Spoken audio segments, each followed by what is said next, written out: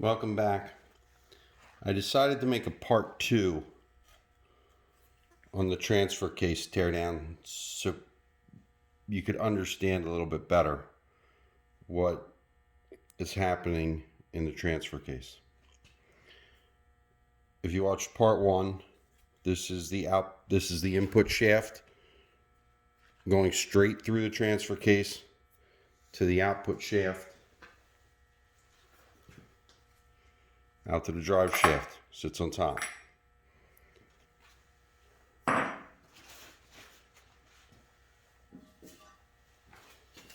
This all sits in the large section of the transfer case here.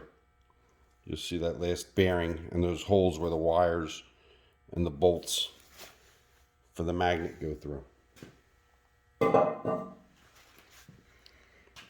These are the wires that went outside the transfer case, and they're controlled by the computer. Let me adjust the camera, maybe so you can see a little bit better. That's a little bit better. Wires going out. This magnet is bolted to the case housing, and it just sits stationary in the housing, and all this rest of this assembly spins around it. So I'll take the magnet out. That's what that looks like.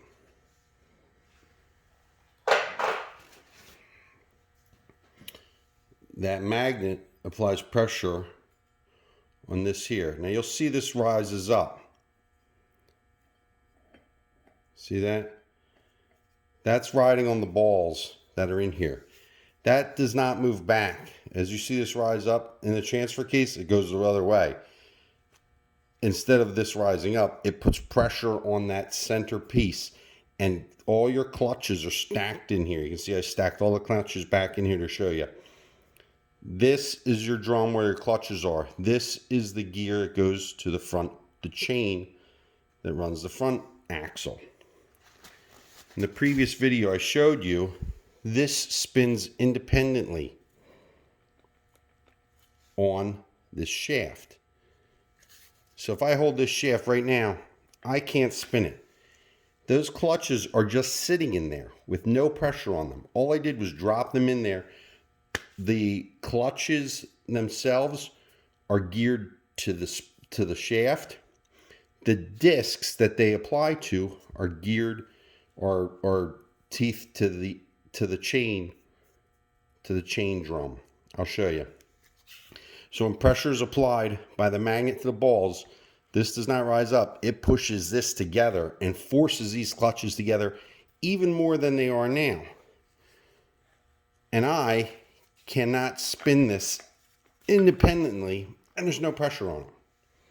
So let me take this off. There's your balls. These are splined to the output shaft. They ride inside of there to there. Okay?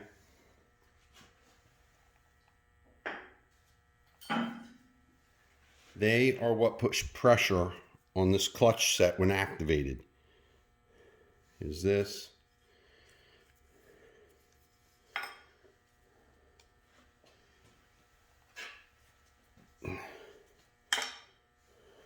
Let me see.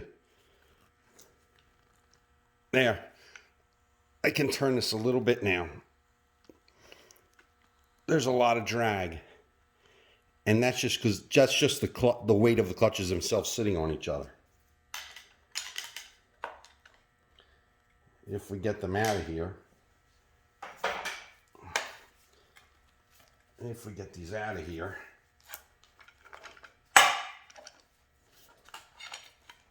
Here they come. If we get those clutches out, there's one or two left in here on the plate. Here's what I'm talking about. There's your clutch disc splined to the inside. There's your friction plate splined to the outside. This is where it makes the connection. As pressure is applied to this clutch pack, these clutches stop spinning on the plates. They lock together. the inner splines, which now you can see spins independently because there's no clutches in there. The inner spline here locks to the drum, which then spins the chain to the front axle. So I just wanted to show you the power of all these little clutches stacked with these plates and how they're dropped in here, and that's what created the drag when normally it just, you know, if there's no drag it just spins. That should wrap up my breakdown of this transfer case. Nice unit, small, compact, pretty neat, simple the way it works. Thanks for watching.